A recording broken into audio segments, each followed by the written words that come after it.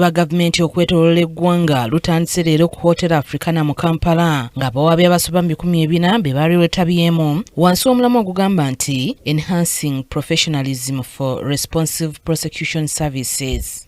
Olukungaana luno nga lwakumala ennaku nnya lugendereddwamu okubangula abawaabi ba gavumenti ku ngeri y'okukolamu emirimu gyabwe nga bavunaana abateeberezebwa okuzza emisango mu kkooti. Lucy Nakyobe akulira abakozi ba gavumenti nga yabadde omugenyi omukulu alabudde woofiisi ya Ssabwaabi n'abawaabi ba gavumenti okukomya okukakasa emisango egitalina bujulizi nti kino kiba kikosa gwe bawawaabidde era nti kireetawo n'okubuusabuusa obukugu bw'abawaabi.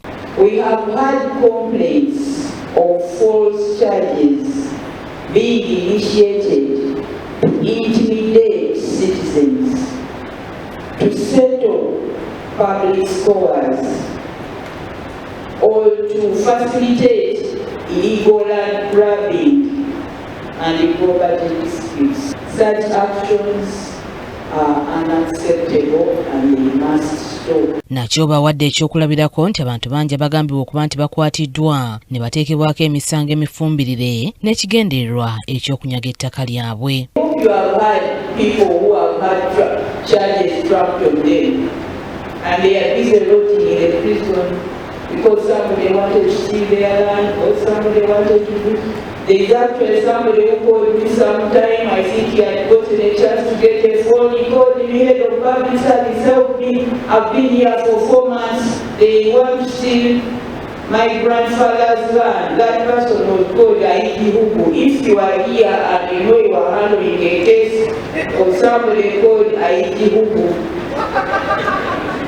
he called me desperately. He had been there for 4 months. He has not appeared, and he said the police had dropped charges on him and they were stealing land. The land is somewhere in Namugongo. But he was calling me. I was in a meeting. I said I would call back. When I called back, the number was switched off. And I didn't get the chance to know because he was saying, help me follow up with the DPP.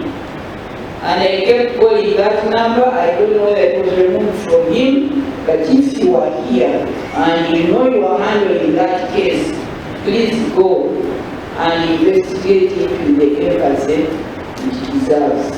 Ono era abalabudde ku ky'okwegulumiza nga bali mu ofiisi zaabwe so ng'era abalabudde ku buli bw'enguzi. One of the greatest threats to professionalism in the prosecution services is corruption.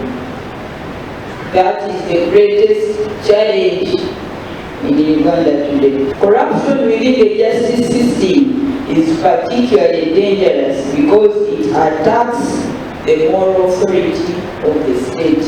When corruption infiltrates prosecution services, the public begins to doubt whether justice is truly impartial. Saabawaabi wa Uganda Lino Anguzu atangazizza ku mugaso gw'olukungaana luno era nga abasabye okukola n'amaanyi okutebenkeza eggwanga ku buzzi bw'emisango.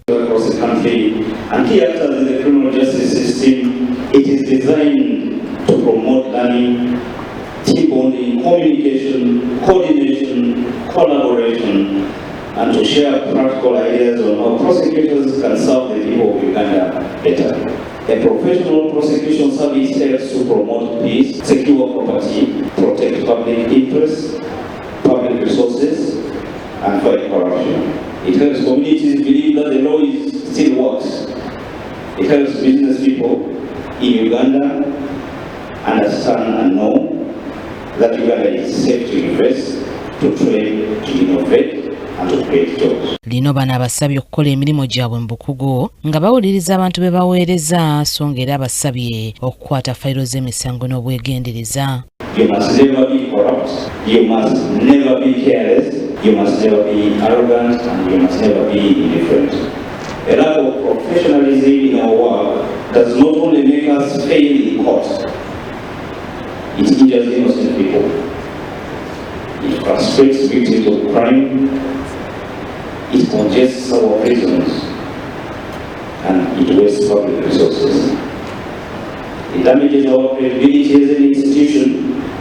And it reduces public confidence in the whole criminal justice system. Aneti Nakaibaale yakusakidde eggulire lino Crack TV amalindirire.